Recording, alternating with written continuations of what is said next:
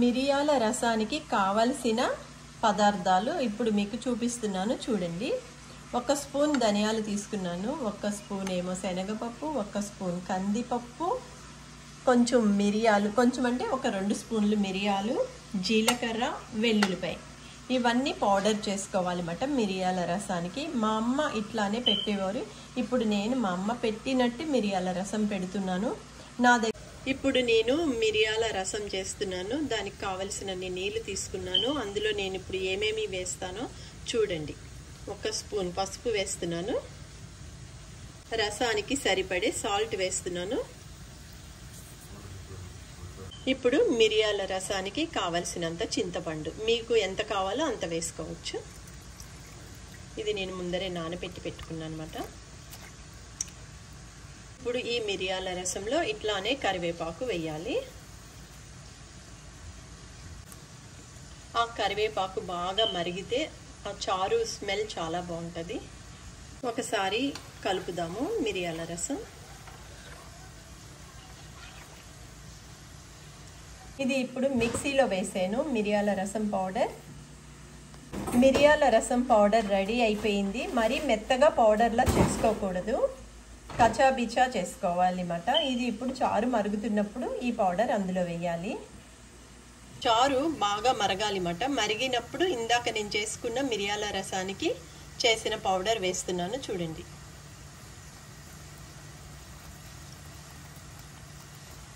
ఇది ఒక 15 నిమిషాలు బాగా మరిగాక తాలింపు వేయాలి. తాలింపు కూడా నేను ఏమి వేస్తానో చూపిస్తాను చూడండి. ఒకసారి చారుని శుభ్రంగా కలుపుదాం, ఎందుకంటే ఇందాక పౌడర్ వేసాను కదా.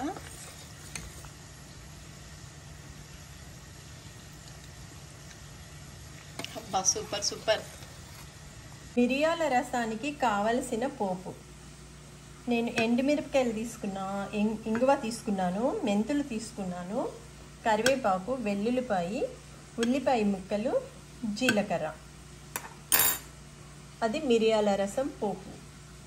ఈ పోపులో ముందరే నేను నెయ్యి వేస్తున్నాను అనమాట. తాలింపు నెయ్యితో బాగుంటుంది.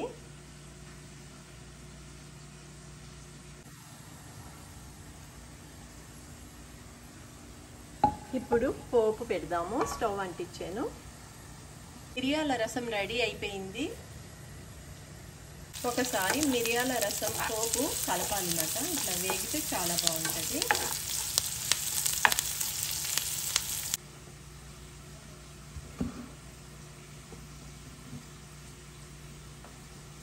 ఇప్పుడు చారుని ఒక సర్వింగ్ బౌల్లో తీసుకుంటున్నాను. వేడి వేడిగా మా అమ్మ చేసేటట్టే చేసానమాట మిరియాల రసం.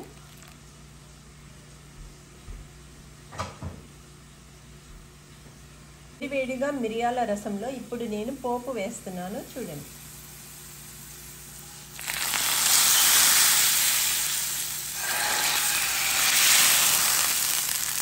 రెడీ, మిరియాల రసం రెడీ అయిపోయింది. దీని కాంబినేషన్ వచ్చి మిరియాల చాప్స్. ఇవాళ మా డిన్నర్.